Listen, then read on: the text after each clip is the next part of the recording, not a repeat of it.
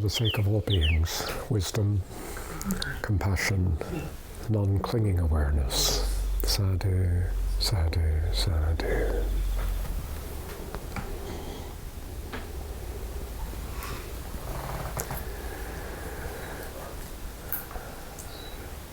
I prefer it down below from the point of view that I actually feel like I can see everyone easily. But the forecast was for some rain this morning, so. Are there any observations or deepenings, questions that you may wish to bring up at this moment?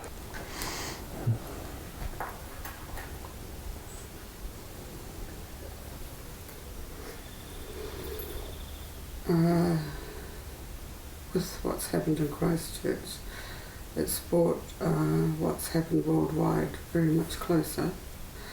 And when I was working on mantra, I found difficulty in sort of, I suppose, weaving it together or coming to terms with it. It just seems so far apart. Weaving which together? What? Just to be clear. Christchurch. Yes. Yeah. And working with the mantra. Yeah. I would like to have had weeks to explore in class situations that one section on mantra yoga, right? Because really there's just so many different angles and aspects, and we hardly covered it. We're trying to kind of blasted our way through it in a way that felt unsatisfactory to me, and probably unsatisfactory to some of you to a degree, hopefully a little bit useful. I mean, if you think of mantra, it's like it's obviously the realm of talking, right? And talking is obviously connected with conceptualizing, right? Now I'm not now giving a kind of a deep Madhyamaka analysis of mantra. I'm just speaking in an ordinary way now, right? And so that working with the mantra is also a time, in the sense that I'm presenting it here, to kind of elucidate a more detailed understanding in our experience of what Samantabhadra is, right?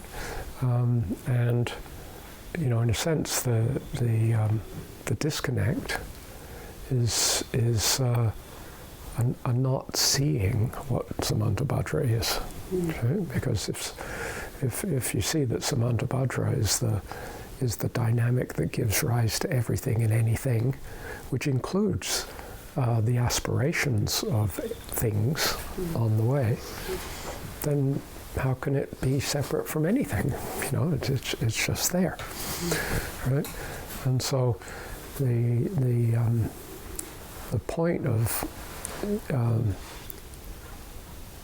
if we begin to understand that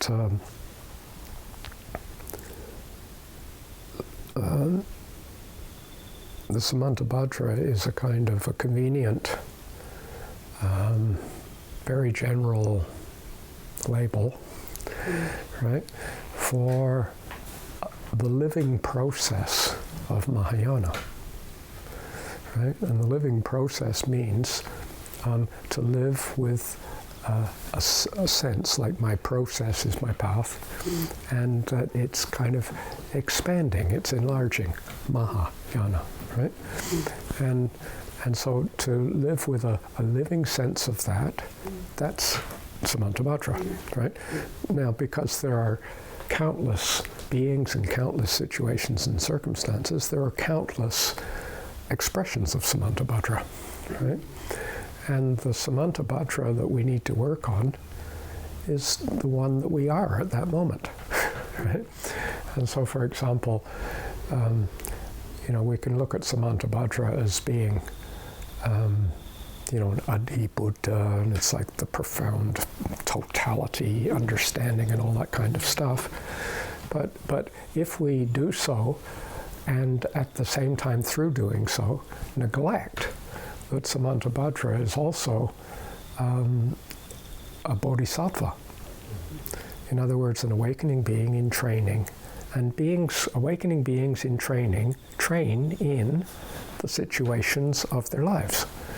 So some bodhisattvas are in lovely, peaceful, beautiful, supportive circumstances. And there's bodhisattvas who were born in refugee camps and they were never asked to be there. And, I met a woman who was born in a gulag, a Russian gulag.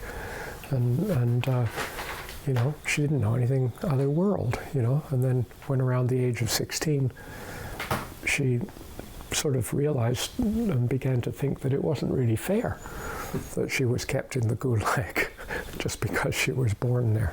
So she tried to escape, and then they caught her, and now she's in the gulag for a reason, right? She tried to escape, right? And the kind of horrific story of her life, and I met her in Whitehorse. She was living 400 miles north of Whitehorse in a little log cabin, living by trapping, running a trap line and eating the animals that she trapped, in total terror that the KGB would come and get her. And she just didn't want to be anywhere near anyone. And she'd met just a few friends that she occasionally would come down to Whitehorse to get supplies or do things that she needed to do. And these friends were members of the Dharma group there. And she came to see me. So this is a bodhisattva living in not beautiful, supportive circumstances, right? But they're living in that, right?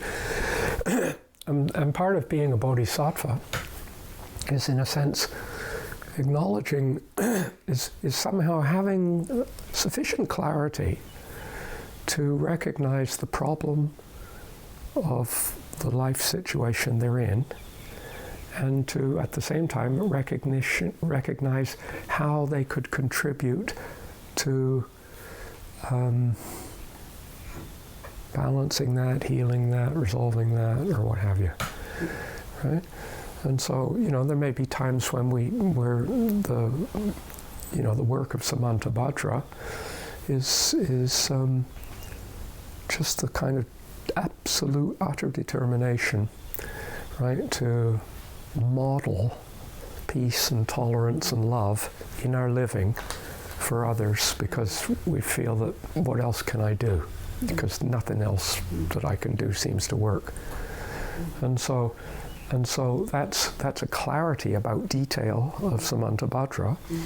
And you may find that if you chose to, if you felt that it would be supportive for you to work with the mantra, then maybe you might find the Om Samantabhadra Mahametta Hum might remind you of this kind of theme which you're working on in your very real way. The fact that you feel anguish and shock and everything, right? And you don't just feel it in your emotions and in your mind, you're feeling it in your body, right? You're feeling it in your metabolism, right? And so, this is a very kind of superficial demonstration of sammakaya, right? There's a complete body that's made of all the bodies. And so, in a sense, you could say, well, am I really feeling the body? Is this the all the juices of the people who are directly involved in the Christ Church? But I'm up here in this beautiful Bay of Plenty, and everything's fine. And then you try and devise incredibly complicated things for energies to travel and affect you, and so on. And we might come up with all sorts of hypotheses of how this could be, but we might come to an increasing confidence which we don't need to explain. You don't have to explain a confidence. That's the nature of a confidence, right? That we are all part of a body of being, right? We are like a translation that I didn't get to, or didn't emphasize enough, was like with Samma, it means complete, right? The complete body. And the reason why, you know, for example, I'll be very, again, kind of, I don't know, it's kind of superficially kind of glib example, but I had surgery and I had a bit of my body cut out, right? And then I had numbers of months after that feeling like I had a very incomplete body, right? It was, it didn't work. I didn't know how it would function. It wasn't, you know, a complete body is one that kind of works, all the parts kind of gel and work. Well, it's clear in the social body they're not gelling and working. It's an incomplete body, right? And yet the flip side of it is it's like gradually I began to feel less and less incomplete, and gradually was able to no longer be referencing how it used to feel as the defining, you know, criterion of completeness, with a recognition that my prostate was gone, and you know, the nerves to sort of automatically controlling my bladder were severed and weren't coming back, right? And so there's a whole new body functioning that's that, you know, at the beginning it doesn't feel familiar at all, but now actually, right, all this time since that operation has been 3 years. That's the first one, you know, or 3, more than 3, and this is my body now, right? And it feels complete, right? And in that feeling of completeness, there's a kind of a confidence to let it function. Just allow it to do its thing. Whereas in its incompleteness, there's a kind of distrust, and you've got to always kind of look after it and control it and fix it. And so, you know, all of this is hinting at there's times when we can have a sense of a more complete body, or we could have a sense of a less complete body. Well, maybe it might happen to be Om Samantabhadra Sammakaya Om while we're contemplating this Dharma at whatever level we are. Like we're in a sense, you know, all the organs and cells and muscles and tissues together make up your body. But all us individual people, right, and our hopes and our fears and our institutions and so on, we make up the body of our culture, of our society, of our ecosystem, right? And so again, you begin to see, yeah, we are of one body, and therefore that implies, right, realizing that we're one body doesn't do anything, but realizing that we are kind of a complete one total body of bodies, a body of bodies, right, has implications for how we live, right? And those implications are going to be unique to you, you know, like so that implies to you living in this way, and that living in that way is the bodhisattva activity, is the Samantabhadra in action. So I'm just trying to give a sense of how we might see it's not a matter of, you know, we're not trying to kind of plaster a beatific Buddha radiance upon the disaster and the horror of what is taking place, right? And that's why, right, I'm not enthusiastic about presenting people anymore Tibetan deities and kind of visualization meditations and so on, because I feel that it is just too easy for people to slip into a misunderstanding. Right? So they're sort of Chenrezig, and right? This kind of very nice thing, and then you might be damned if the horror is big enough. Chenrezig seems, come on, get real. We got this real situation, and you're saying just do all money pay me home, right? You know, and so actually our path of Dharma is not a support when we need it. And a path of Dharma that's not a support when we need it is no path of Dharma. Right? Whereas if we began to really know in our bones that Chenrezig is actually great continuum seeing understanding, or deep, magnanimous seeing understanding, and then I begin to cultivate that. Forget it, never mind this bit. Then I'm realizing Chenrezig as it arises as Tarchin Hearn or whoever, you know, and then all of a sudden these teachings, these practices become utterly and totally relevant. But I think that we approach the teaching already with a whole pile of baggage about what the teaching is and what it's about, and you know, there's religion, the teaching is over here, and then there's life, and it's another part of life, and actually to just even understand what the teaching is actually to have a massive amount of realization, right? Because you realize that the teaching is an intelligent, real analysis of the business of living and how to do it well, right? And the business of living reveals itself to be communal, always communal. And so, you know, there's communals of communals of communals, you know what I mean? Like there's the surgeons who worked on me specialized in kind of genital urinary kind of surgeries. They don't do brain surgeries. They don't do broken arm business. You know, they're and you think, well, how boring, eh? Just spending your whole life devoted to a bladder or a kidney or something like that. But actually, you know, the really good ones are just a whole life of just incredible, interesting research and so on, as they begin to see that the health of the bladder is a reflection of our whole society, of the whole ecosystem of the. I mean, I'm not saying everyone does, right? But you know, like every part is itself, in a sense, a whole community of everything from the perspective of bladder, or from the perspective of person, or the perspective of a city of Christchurch, or a kind of grouping of people, Muslims or Buddhists or Christians or scientists. And so this is, to me, this is just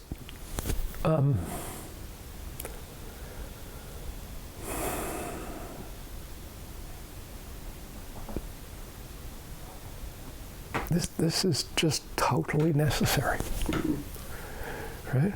Mm-hmm. We're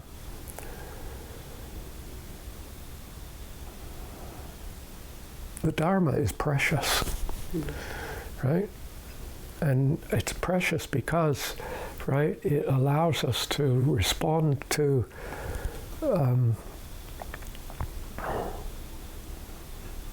the unexpected and the unwanted, right, in ways that can be life-affirming, rather than unwittingly life-denying. Right? Anyway, that's a few thoughts on what you're asking. I'd like to step to the text. Otherwise, I'll just end up giving a on it again, which will be completely unsatisfying. So we're working with the mantra, working with the visualization. All of this is part of skillful fabrication. We are participating in we are participating in the fabrication of the world of our experience. Right? Right? I mean, like what value is it that Jacinda Ardern goes down to Christchurch and wears I don't know what it's called, the particular head covering, No, it's not. The one she had was a different one. I just noticed it in the paper. And what's the value? So she goes around and hugs people and is just kind of human, right? And well, one of the values is that this is in the press all over the world.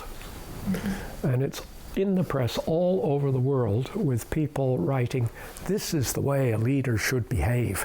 This is what we want, right? As an example of genuine leadership, right?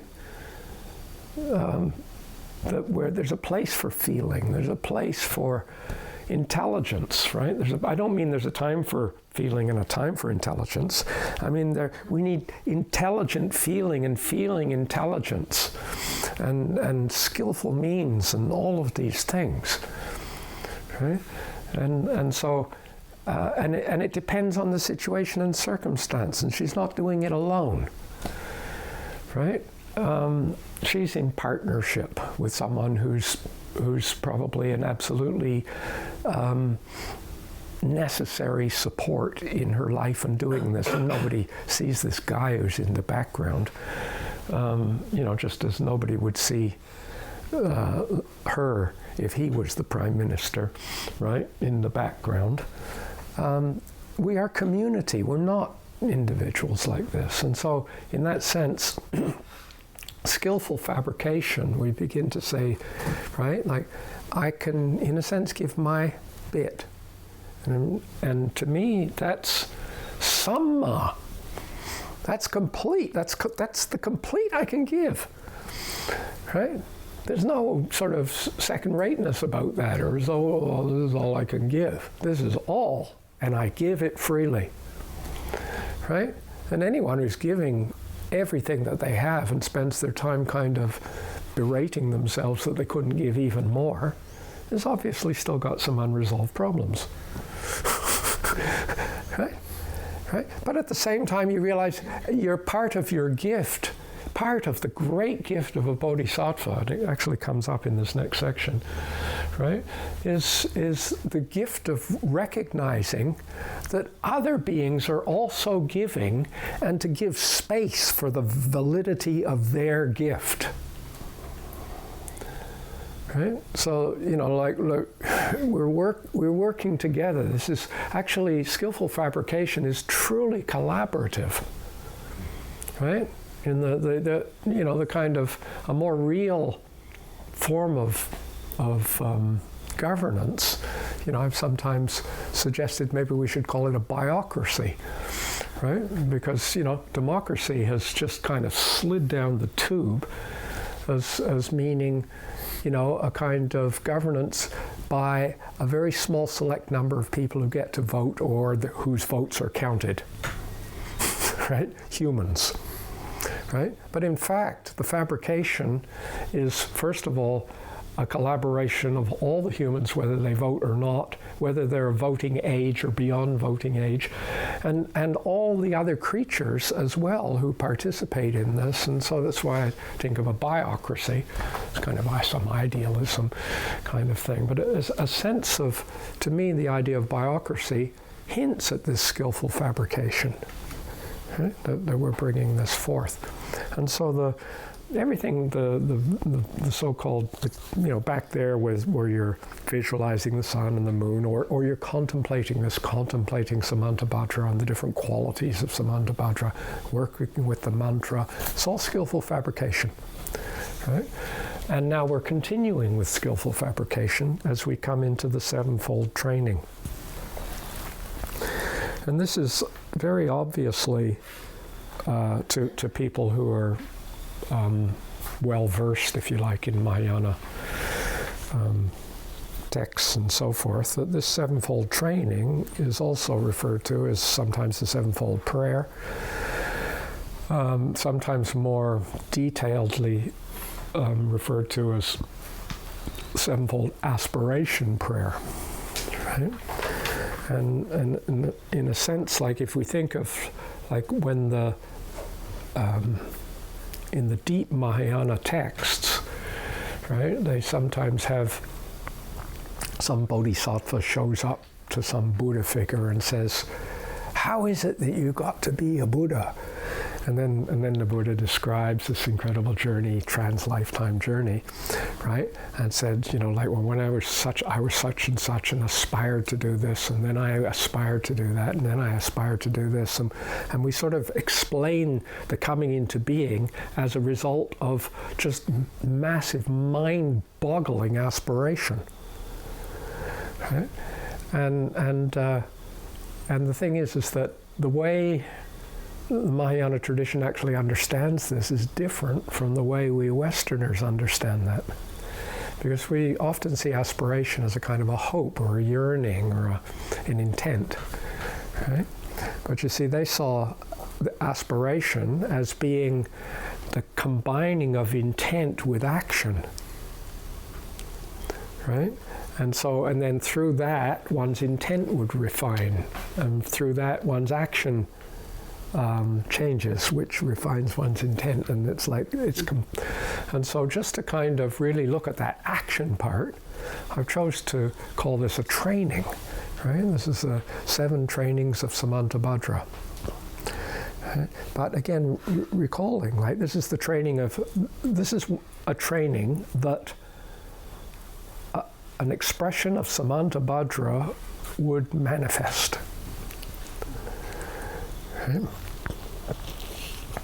In the illumination of love, as the illumination of love and clear seeing fills the universe, assuming that's a summation that's what's gone beyond before, revealing everything and everyone to be radiant demonstrations of suchness, right? So we're assuming that all of this is sort of somewhat meaningfully in place, right? Consciously activate the sevenfold training of Samantabhadra, right? There was a typo here, and I'd like you to just correct it. It says ta-ta-ta. Delete the ta, the last ta. It's ta-ta.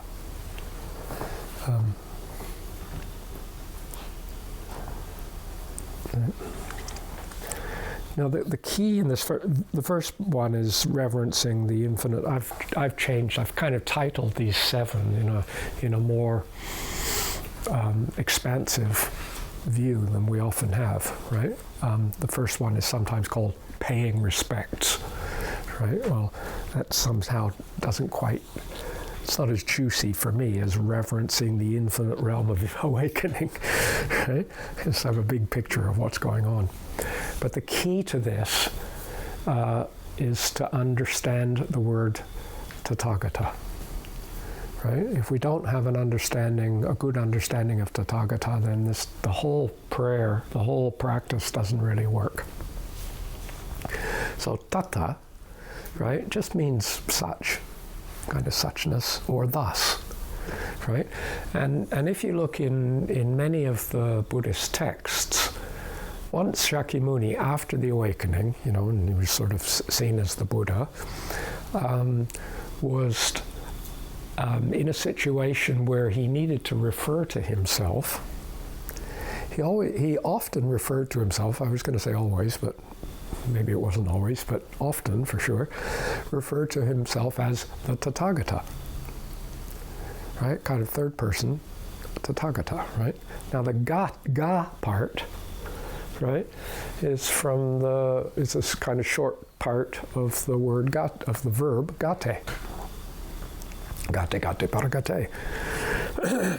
And as many of you realize, it's a kind of a verb which is, I wish we had a single English word that meant what that meant, because it would really allow a massive shift in viewing the universe, because it means to come, but it also means to go, and it also means to be.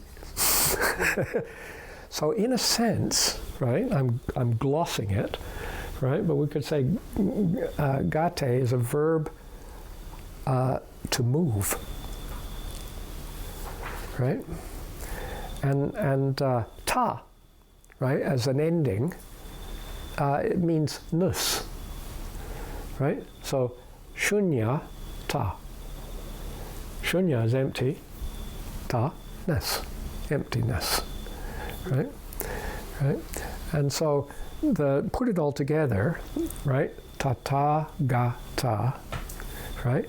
And it's saying the Tathagata is suchness moving thusly, right? This is like, it's like, you want to know, when he refers to himself, it's like, what he's referring to is the totality of the universe moving in the way that it's moving, right? This is Tathagata, right?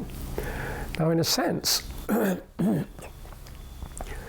Tathagata, as it's generally used, right, is seen to refer to Buddhas, right? I mean, you realize Tathagata-hood, right?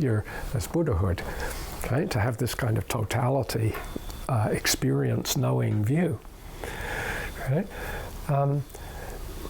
But it doesn't necessarily apply to, ordinary hoi polloi like us, right? And so, basically you pay respects to Tathagatas, and ignore everyone else. Please get out of the way. I'm focusing on the Tathagata, right? You make offerings to Tathagatas, and the poor can look after themselves, right? I mean, it's almost like a total focus. And I found this utterly puzzling at the beginning, that I would devote myself to giving things to beings who didn't need any things, and not wasting my time giving things to beings who did need things, and reverencing beings who I thought were probably beyond caring whether they were reverenced or not, and not giving any reverence to beings who were desperately wanting to be liked or appreciated, right? And I found that difficult. Difficult in the sense of trying to really, is this a meaningful practice? Right? Now there's another word, Tathagata Garbha. And the word Garbha has quite a few different meanings, and one of the meanings of Garbha is womb. So Tathagata Garbha could be beautifully, poetically translated as the womb of suchness, right? Or the womb of the knowing of moving as suchness, right? Not moving in suchness, but moving as suchness. This is suchness moving, right? And the womb of it is like hinting at a kind of a place that's nurturing that possibility. But also, Garbha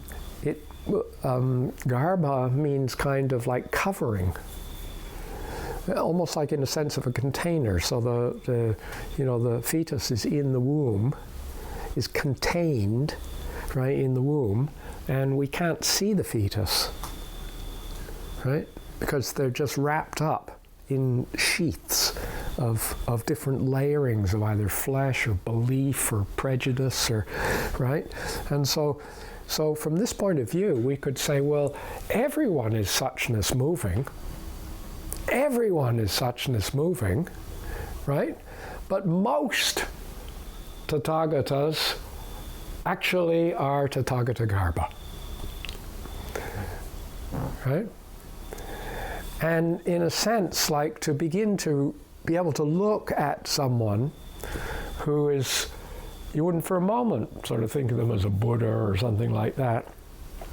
But this would be the equivalent of seeing, to see the Tathagata gestating in gestation, right? In process, right? Is to see the Buddha nature in everyone. That's already there, the inherent Buddha nature in everyone. Okay? And so when we are paying respects to and acknowledging Tathagatas throughout space and time, right? In Samantabhadra is looking in and sees wherever they appear, whether they appear in wombs or out of wombs, right? They're unborn or born, right? Whether it's a kind of yet to be fully manifested nature or that seed nature in process, right? We actually recognize this potential within everyone that we meet, and it changes the way we relate to the world. Right? Because if you relate to someone as, basically they're a fundamental loser and a jerk, right? There's a whole different way of relating if you were to relate to this being, same person, same problems, but there's a sense that somewhere down, buried under all these layers, is Tathagata Garbha. And when you're making offerings, you're making offerings to feed the Tathagata-ness of this being, to bring forth what is good in this being, not to feed their neuroses and their psychoses and condone their activities or anything like that. Right? It occurs to me it's a larger view than legitimate. Well, for me, it's not. But it's just words. Yeah, but understanding. Yeah, I think I would be very happy, to say, well, love is to appreciate the Buddha nature of another coexisting with oneself, right?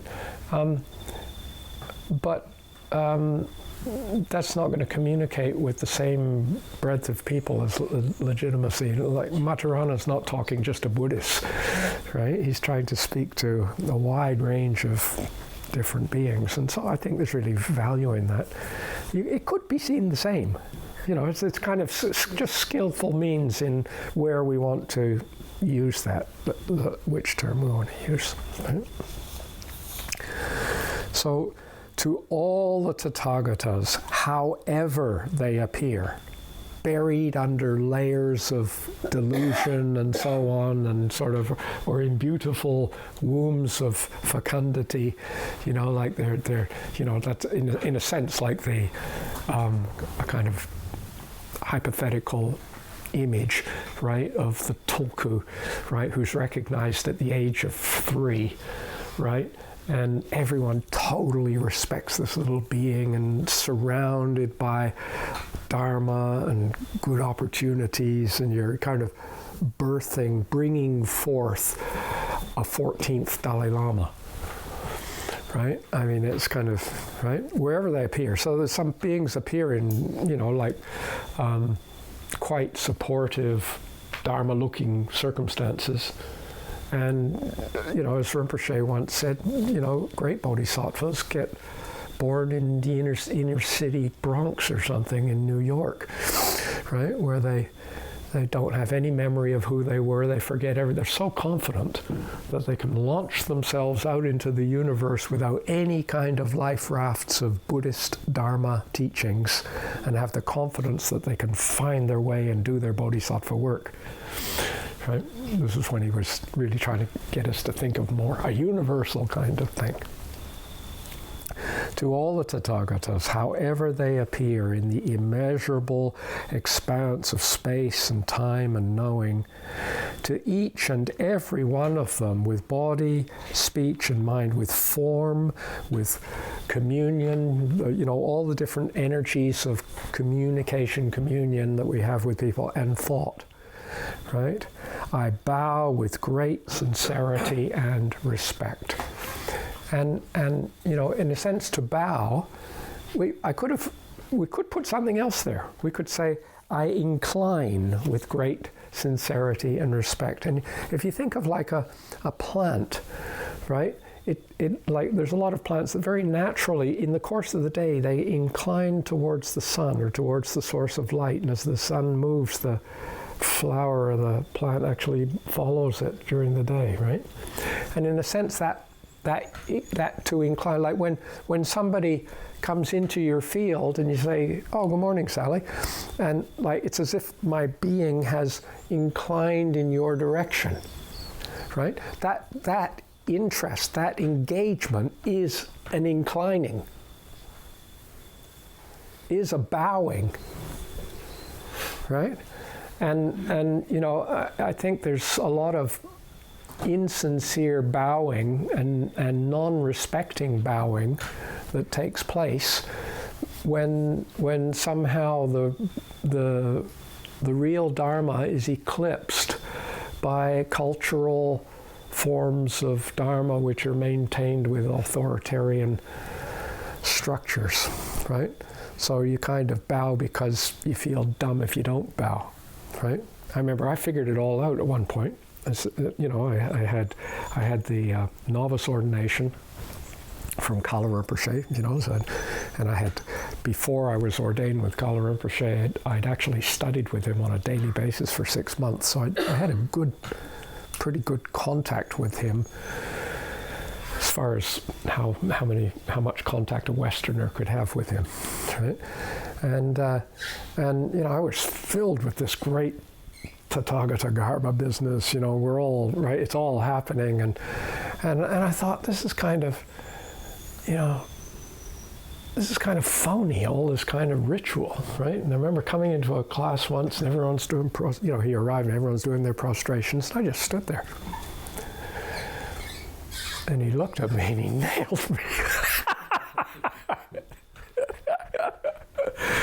And he said, "Too proud to bow, eh?" Or something like that. You know, it was like from then on I did it all the time. You know, but I'm not going to bow, or aren't I holy because I'm bowing? Either one, right?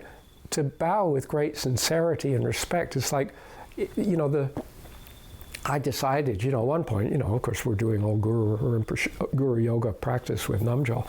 And the trouble is we're not in monasteries and we're not in Buddhist centers. So I can remember, you know, having to go and meet him at his hotel, and he was staying in this luxurious hotel in Florence, in Italy, right?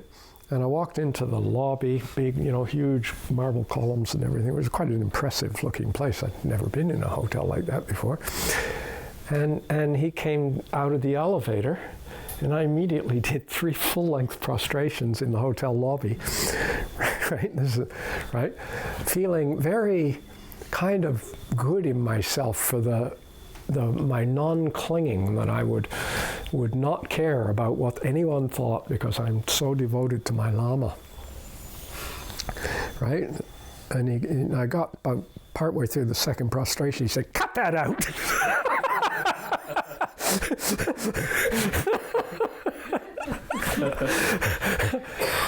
and so then I had to think to myself, well, how do I bow with great sincerity and respect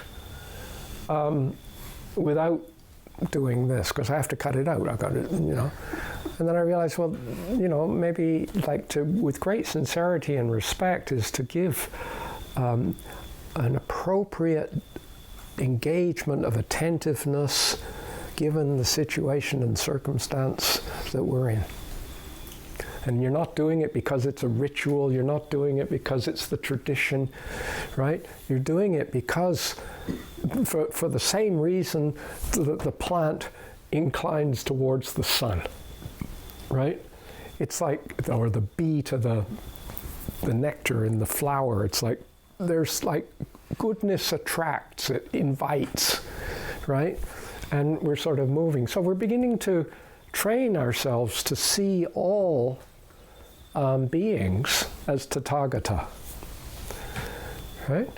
This is way far away from, oh, it's really difficult to see this murderer who just did this horrific thing in Christchurch as Tathagata. Right? And you're kind of as if the practice is to see this person as Tathagata. No, see the Tathagatas as Tathagatas. That would be a huge breakthrough. See your friends and the beings you love as Tathagata. Right? Work on the see your cat as Tathagata, right? But work on the beings for whom this is possible. Like, see how that changes your relationship, like the Tathagata, Buddha, nature, right? There's wisdom there. There's eons, lifetimes of experience giving rise to this. And for me, that doesn't mean anything to do with past lives. And it's got to do with life evolving over 4 billion years, lifetimes, right, of growing, expanding, integrative, collaborative intelligence, which is this world coming forth, and here I find myself.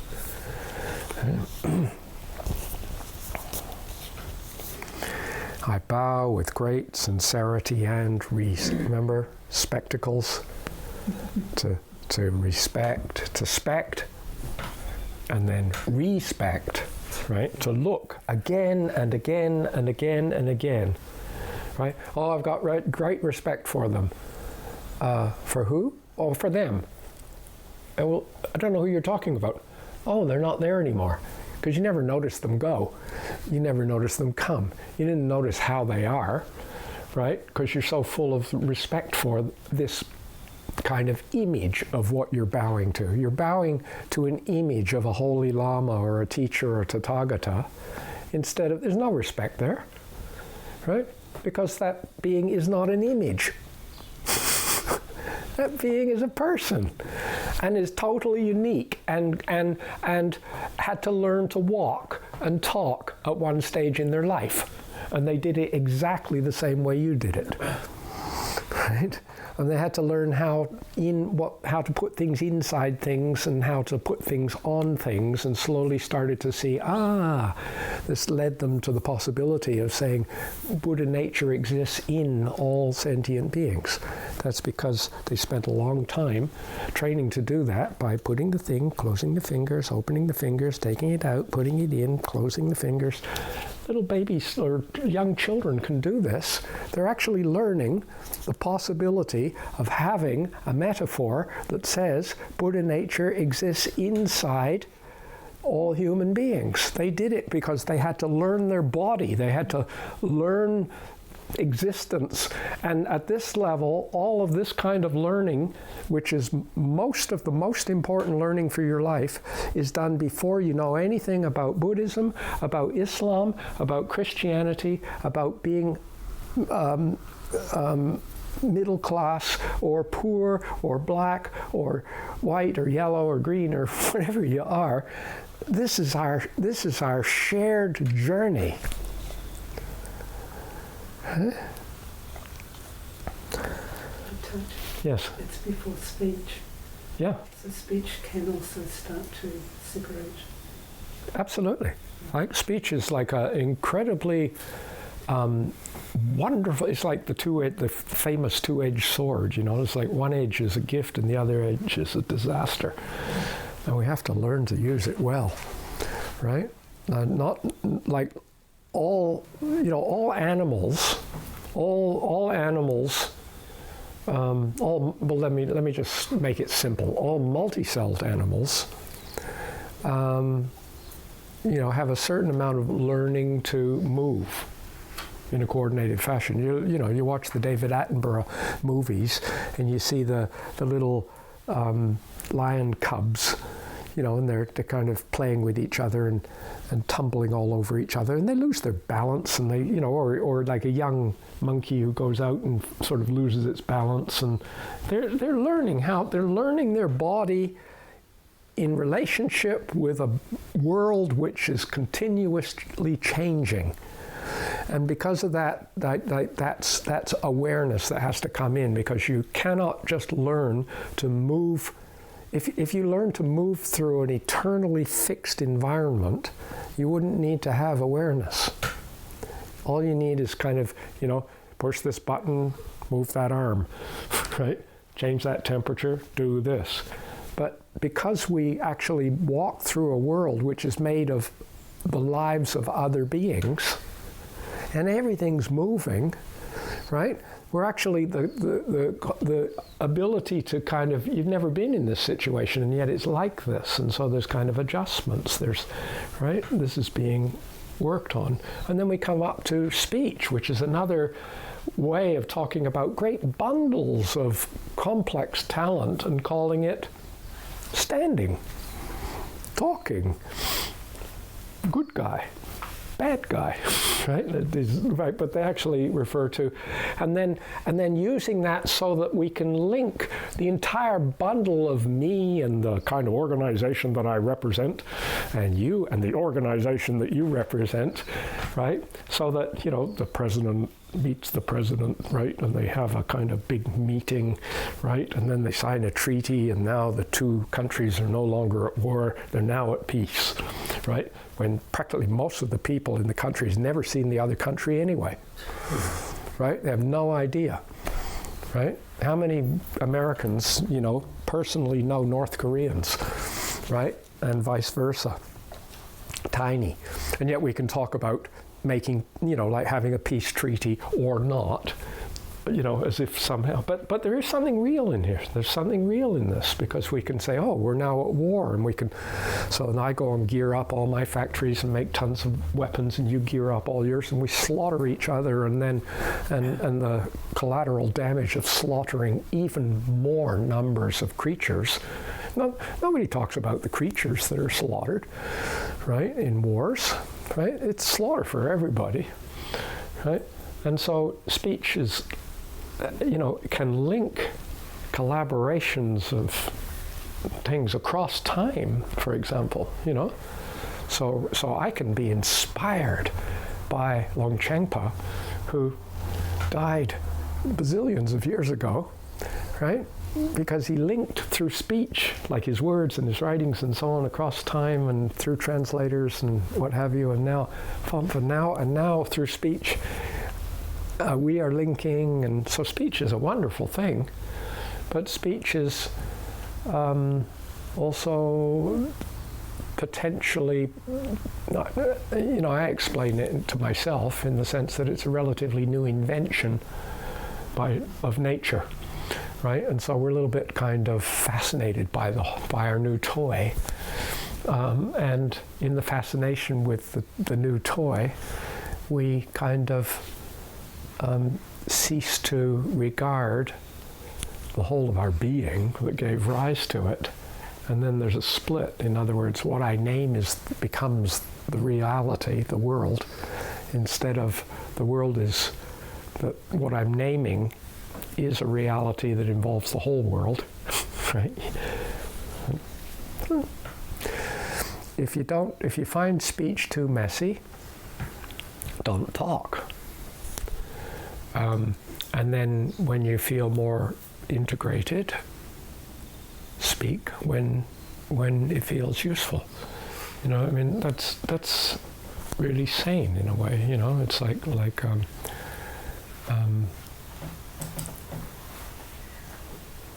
Thumper's mother. Remember Thumper's mother? I remember Thumper.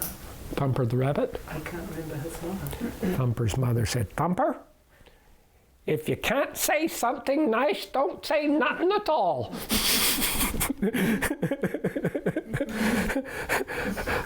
So, you know, like, I'm saying this for your own good, right? I mean, I really love you, but you're a bastard, you know. You know, there's something, we're doing, our culture is so into this, right? We would, you know, the trouble is that where would the internet be if we all decided to only say nice things? Yes. And massive industries would fail, right? I mean, you know, the news media as we know it today, what on earth could they do with people who just said nice things? Right? Fall apart.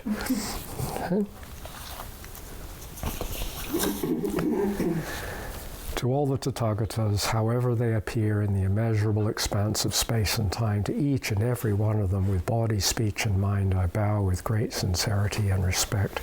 Sometimes we might be in a sufficiently integrated flow of experience where just that one little stanza feels like such a juicy practice. I don't need anything else.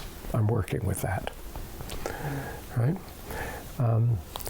By the power of this prayer of profoundly inclusive activity, right? It's like both realizing that this, if you realize that the act of your praying in this fashion arises out of the dancing of the whole universe, right?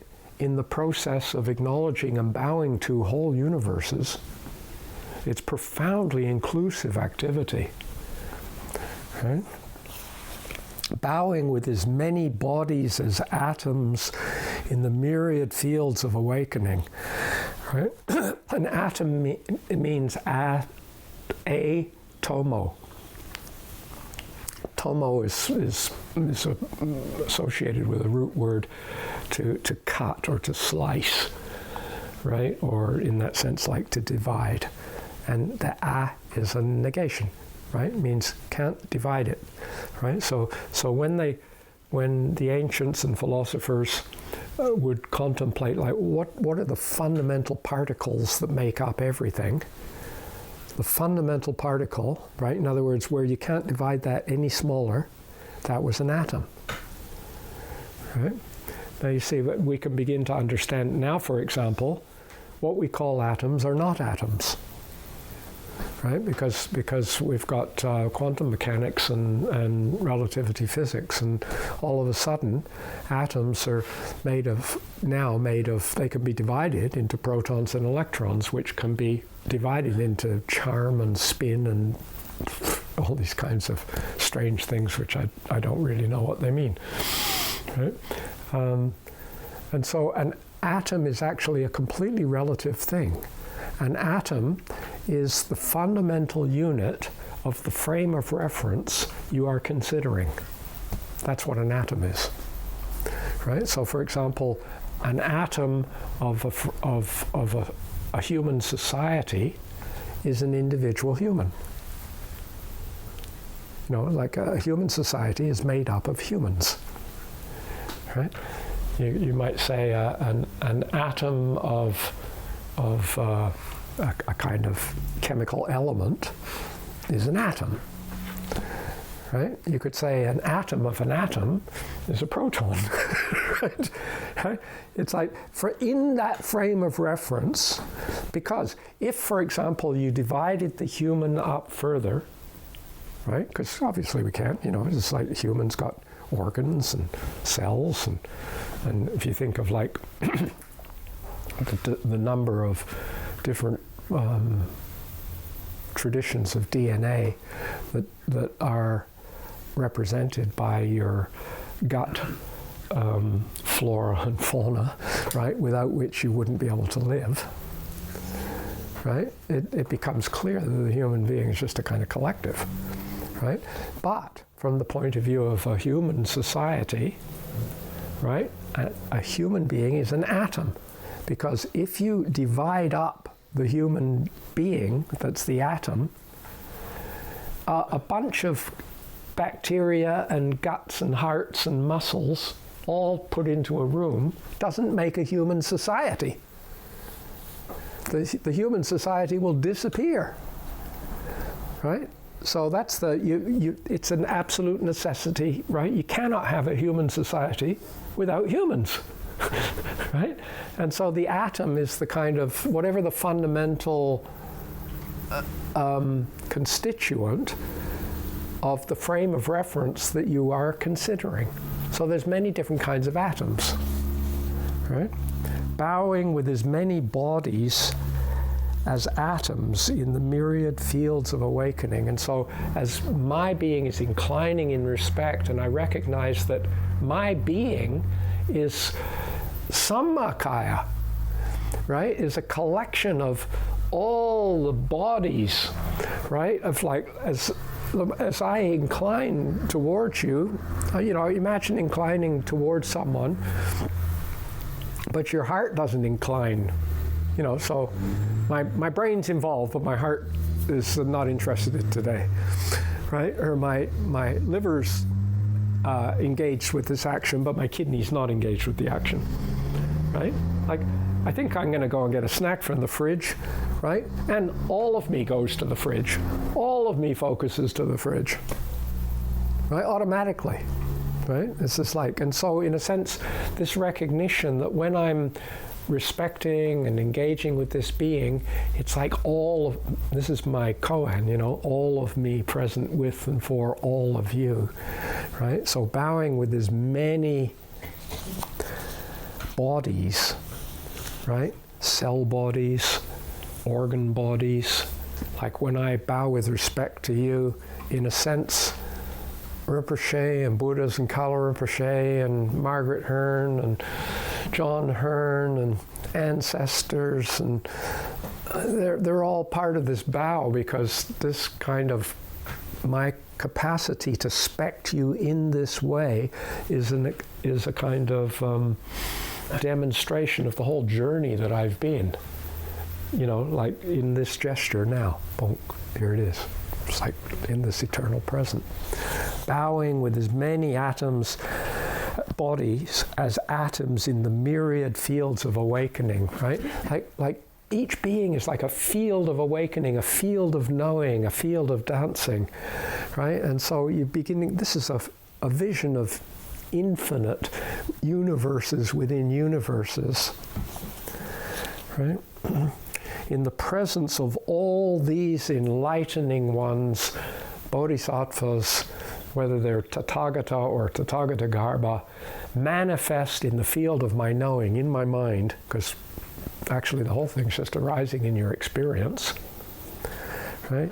I fully honor and revere this ocean of blessing, right? And it's sort of like, if I am an atom in the ocean of blessing, right, then the ocean of blessing is all of us. And the whole mysterious, and it's not just sitting there like the trouble with ocean is it looks very passive. It just kind of, it's got a bit of a dip in a rock bowl, size of the Pacific Basin, right? And it just sits there and slops around a bit depending on what the moon's doing, right? But in this ocean of interbeingness that we're talking about, of realms within realms, and everything is naturally inclining to everything else. The only difference with this is that you're doing it with reverence and respect. Everyone's bowing. Right? Everyone is kind of inclining to their place of interest. We're constantly drawn to our, it's like, right? I've got a kind of a neo-Nazi site. Oh, this is really interesting. I'm inclining towards it. Depending on my conditioning and my beingness. But if my conditioning and beingness that's operative is kind of Buddha nature, is Samantabhadra, then it's probably less likely that that's where your inclination is going to be. There's a whole other thing that's happening. So this is kind of, in a sense, having realized Samantabhadra, we're now starting to expand it out into the way we relate to the world. Right?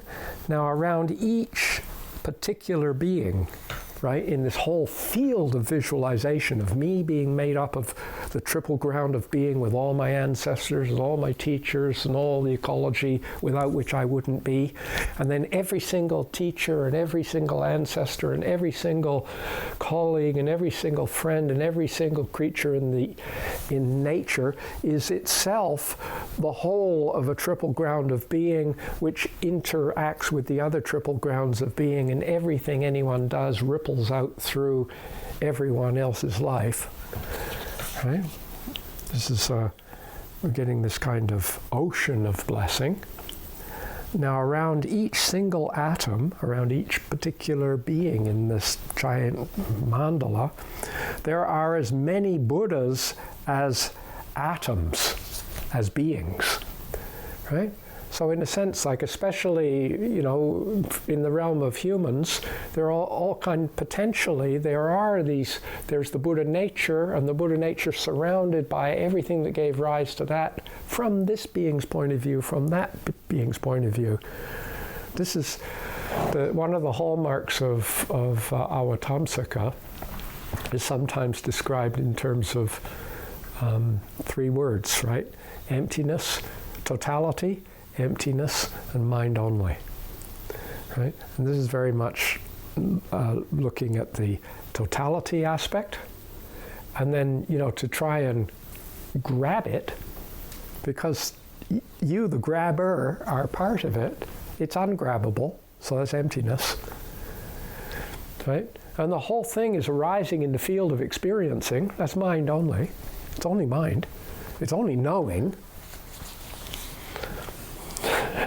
All kinds of knowings, physical knowings, emotional knowings, mental knowings, and so on. Right? And so we're actually invoking this. I said that the sadhana, in a sense, is like it gets bigger and bigger. Now it really starts getting bigger. Okay? Around each single atom, there are as many Buddhas as atoms, seated in the midst of their countless spiritual sons and daughters, right? All the beings they have helped, right? And they're surrounded by each one of them is surrounded by all the beings they have helped, and each one of them is surrounded by all the beings they have helped, and surrounded by all the beings that they have learned from, and all the kind of beings that they have co-lived with, and it's all swimming through each other. Right? And so I imagine the immeasurable realms of Dharma. You see, it's immeasurable, Stephen. Right? As filled with myriad dancings of radiant presence, right? Radiant beings, victorious in the flow of awakening, with unending oceans of praises for them all, with a symphony of wonder, appreciation, and heartfelt reverence. I extol the Tathagata's virtues and sing hymns to all these Sugatas, right? It's kind of moving in goodness. And, if you want a little hymn, here's one. Guru Buddha Dhammakaya Namo, right? No, it's kind of naming, knowing, seeing, understanding, right? Buddha, Dharmakaya, total body of truth, right? Is the only thing in the universe that can teach, and actually it's the only thing in the universe that can learn, right? Teaching, learning, guru, right?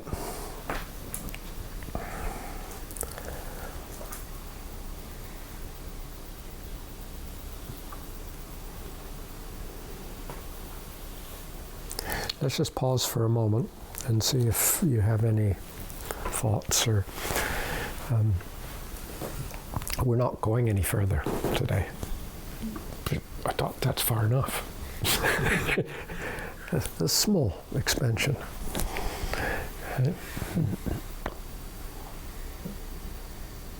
You can see how, for example, this is actually can be a very effective and profound aspiration prayer.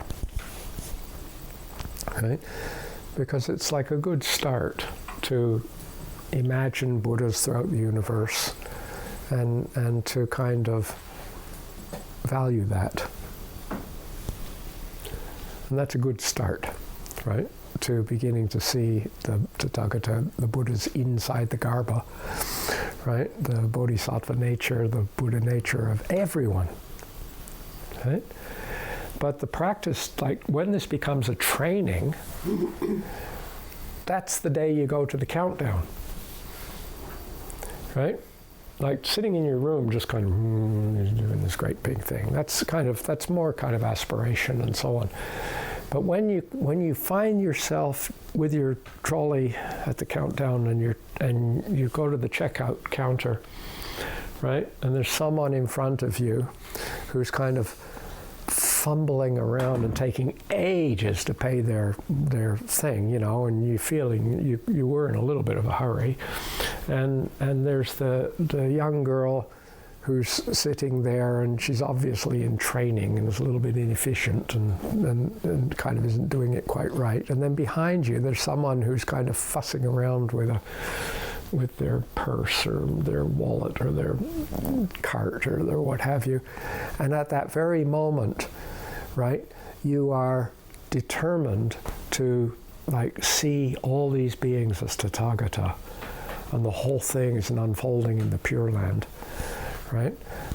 This is not to fantasize everyone off into some Buddhist heaven.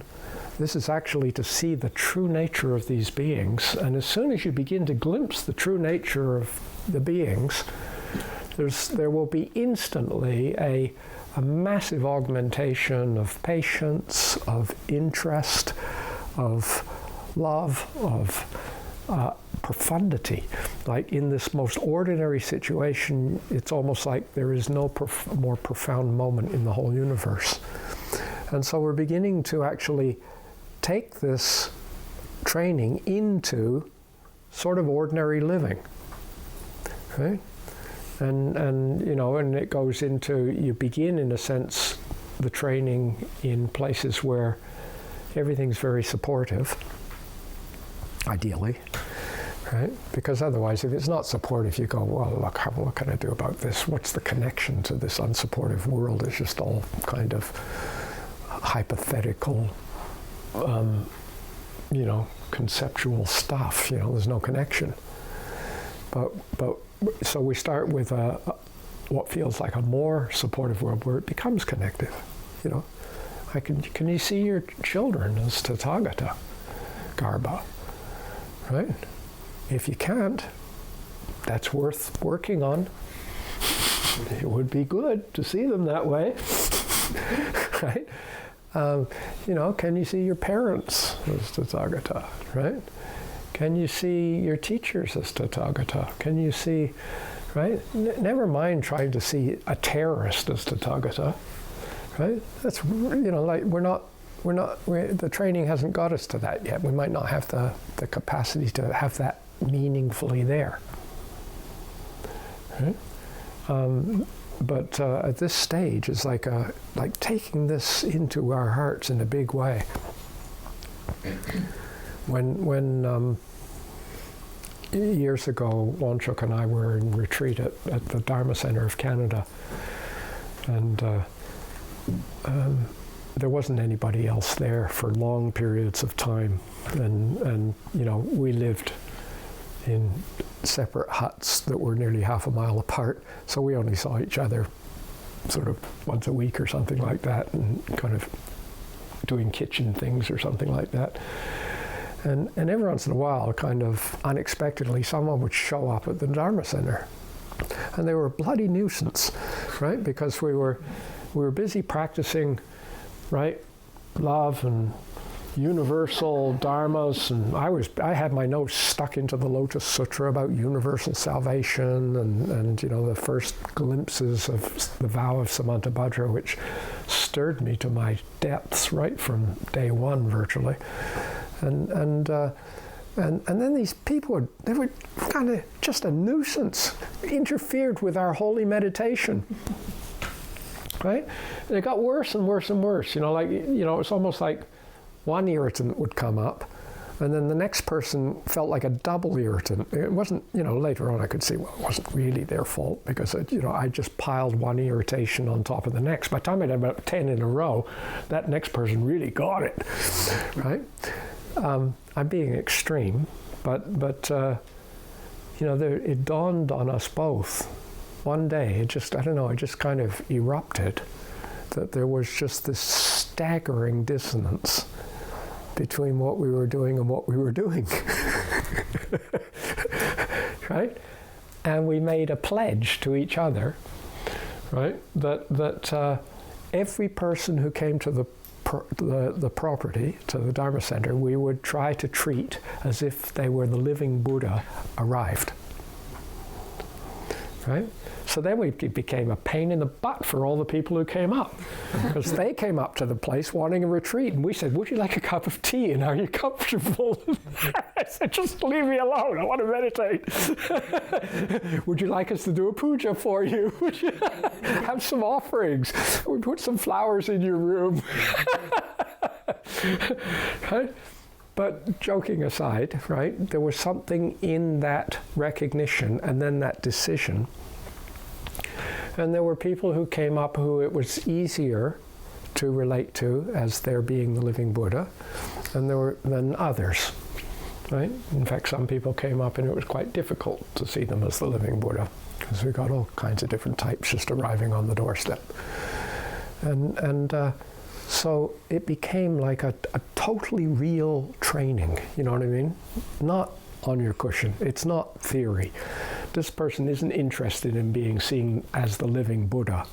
They are interested in being listened to and heard with respect and met with attentiveness. They are interested in that. I don't have to tell them that I don't even see them. I only see Buddha there. Right? I'm not really doing this for you. I'm doing it for the Buddha in you. Right? But that might be a leverage along the way until you don't need to do that. And you could actually accept the thing I like about the legitimacy of the other as they are. It's like I don't even have to remind myself that this person is kind of Tathagata Garbha and that they have Buddha nature in them, right? That they are them. It's just, totality to fullness to fullness, increasing fullness to fullness in action.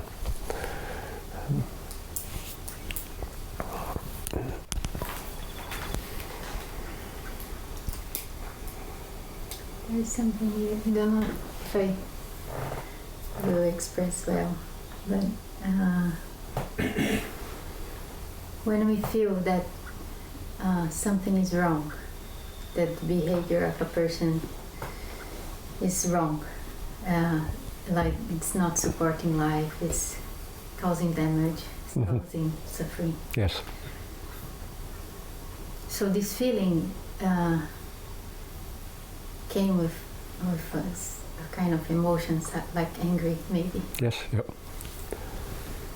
But and there is the desire to act, to say stop. Yes. Somehow. Yep. And it's challenging to maintain the interest, the kindness, this vision, and act, and how to do this. Yeah. Well, how to, like I'm being very specific about answering you here. You said how to do this well, and you could hear how to do this well as being a method for doing this well, kind of asking for a method for doing this well. And so a method for doing this well is to master the 7 trainings of Samantabhadra. This is the first. This is just the first. We've still got 6 more to go, right? And I mean, of course, our intuition immediately is working with all of it. But this first part is just is working on this aspect that our capacity to appreciate other in a degree of greater fullness. To appreciate is to bow, is to incline, right? It's kind of like to have no interest is to disincline, right? To incline is to interest, right? To appreciate, right? And so the very first step here, and this is not really the first step. I mean, if this is too much, go back to the mantra. If the mantra is too much, just go back to the basic visualization. If the basic visualization is too much to do, it doesn't feel connected, go back to the essential practice. If that's not very good, go back to the Brahma Vihara. Right? If that doesn't work, go back to the Bodhisattva vow. If that doesn't work, go back to meditation on the Bodhicitta. And if that doesn't work, then work on the stage of arranging yourself in a comfortable posture, right? In a sense. And yet each one of these, if we were is potentially involving all of this. But the thing is that you need to feel, especially when you're in a situation like you're saying, you feel you want to be able to do something about it and to do something well, right? You need to have a sense of capacity, a sense of, if you feel that in a sense the practice is something that you can't do, and then you're like, how can I do this? And how can I, then it's not a path that you can work with. So it's important to work with paths we can work with. I mean, it sounds so kind of peculiar, maybe, right? Like the path that I walk is the path that changes my life. The path that I don't walk never changes my life, right? So I've got to walk. And if I can't walk because I can't make sense of this walking, then I should walk where I can make sense of my walking. But if we've, in a sense, in a very theoretical, cumulative way, Mahayana, in a sense, we've expanded out, and we've gone through step 1, step 2, step 3, and now we're up to the Sevenfold training. We can begin to do this, and what we're doing is now we're really, I know intellectually, I know emotionally, I know in my heart, I know intuitively that all beings are like, to make any being from scratch, first of all, you have to make a universe. That all beings are totality manifesting. Now, I am inviting the possibility of actually meeting them with this belief. Instead of kind of when I'm in a good space, I know all beings are totally there, and then you're with the being and you're just seeing this part that you're fussing with. Now, we haven't got to any action yet. We're just meeting them. We're just recognizing them, right? Tomorrow we get to that. How to act with them, right? And how to, in a sense, what can we offer? Okay? And this idea that recognition of Tathagatahood means, in a sense, allowing them to do whatever they're doing, I think is not not as mature an understanding of Tathagatahood that we could have, right? Because in a sense, like in the Theravadan tradition, Sila, Samadhi, and Prajna, I mentioned this the other day, Sila is often talked about not as wholesome relationship. That's not the way they express it. They call it teachings or practices of restraint. And I restrain myself from taking life, and I restrain myself from getting plastered, and I restrain myself from stealing, and I restrain, it's kind of don't do, right? Of course, this is applied to oneself. But sometimes, for example, imagine for a moment you've got 2 children, right? And one of them is just smashing the other one to a pulp, right? I remember this happening. I used to lose my temper like mad, and so you always lose it at your closest connection, So I was a little boy at the age of 6 or something like that, and something happened, and I was just like filled with hatred for this other little boy of 6, right? Who's, somehow, I can't remember the circumstances at all, but what I do remember is somehow getting on top of him, right? And smashing his head into the concrete. And my object at that time was to kill him. I'm only 6. Fortunately, his mother came out, and she didn't go, oh, Tathagata, oh, this is terrible. How am I going to act with this? She came out and she restrained me. And she pulled me off the boy, right, her son, right? And so, it may be that if the person, there may be, this is very difficult to consider how you're going to do this.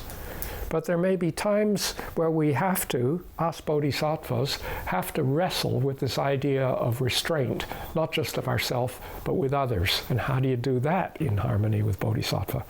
How do you put a person in prison for the rest of their life? How do you decide on the death sentence or not? I'm being gross, but these are truths that happen in certain countries. What do we do with someone who's just so caught up in hatred and viciousness, and has all their identity of self-worth in being seen to be hateful and vicious? Do we just sort of say that's bad and don't do it again? Not easy. And how do we restrain seeing this? This is a gift. It's a gift to restrain someone. This may be an excuse. It's not a gift. It's just like a cheap, easy way out. Throw them in jail and throw away the key and forget about it. Right? It's not simple. It's not black or white. Right? It's not either a gift or this, and the skillful means in this. And as we go through this sevenfold practice, I think you'll see it's unfolding increasing skillful means of depth of working. Right? But we can't begin to enter into skillful means of interacting with another being, either a being who we have a positive relationship with or a being that we're feeling quite a negative response to, right? Without appreciating the fullness of their being, in other words, the situations and circumstances and so on that are giving rise to this, as full as we are able. In a sense, like as we go along, everyone gets bigger and bigger and bigger. In other words, as my life experience unfolds, my vision of what I include in the vision of interbeing is getting bigger and bigger and bigger as my understanding goes. So each being gets bigger and bigger, and the circumstance gets bigger and bigger, and more multitudinous. And this is why they talk about the skill, like the mind-boggling skills of the bodhisattvas that are unfolded in Sadhana's journey in the last chapter of the Avatamsaka. The first teacher he meets with just seems to be off the charts in terms of liberation and skillful means. And there's 49 more teachers to go. And each one is sort of like a geometric, what do you call it? Not arithmetic progression of, it's like accelerating bigger. Exponential. Sorry? Exponential. Exponential, yeah. It's sort of like an exponential expansion of capacity for skillfully working at all these different layers. By the time you get up to about the fourth one, you think, I can't really imagine any more than this. It's colossal, extraordinary vision. And it may be that I suppose the answer to that question, when we ask it, in its fullness, in the context of Avatamsaka, would only take place when you arrive at Samantabhadra's palace, and you've gone to the 50th teacher, and then you find yourself there, and you're at a place of no more learning, and there's nothing to do but just do. Right? Short of that, if you're aware, you'll always have a sense of question and not knowing. Right? And then how to work with that wobble of not knowing, with speech and language. Some of these teachers were able to speak infinities of languages, right, to all kinds of different beings, Some of these beings were able to kind of go into the karmic web of the other beings' lives and rearrange things. It's like, what on earth are they talking about here? But they're talking about an increasing familiarity with engagement with a rich world. And in that familiarity, there's a sense of skillful means that arises there. And the first step to this is to have a sense of respect for beings. This is the first training, right? So I think you'll find that tomorrow and the next day too, we touch on it, but we will not resolve your question in the classes. Mm-hmm. I know we won't. Not because it's too difficult or we don't have enough time, but because you are holding this question, and nothing I say will be the resolution to the question you are holding. Mm-hmm. Right? But your living will resolve this question. Yeah.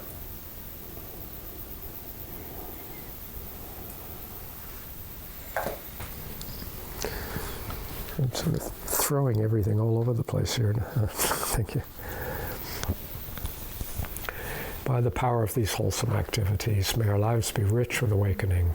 Living thus, may we abandon all unwholesomeness. Through the endless storm of birth, illness, old age, and death, may we help all beings to realize their true interbeing nature. Sarvamangalam.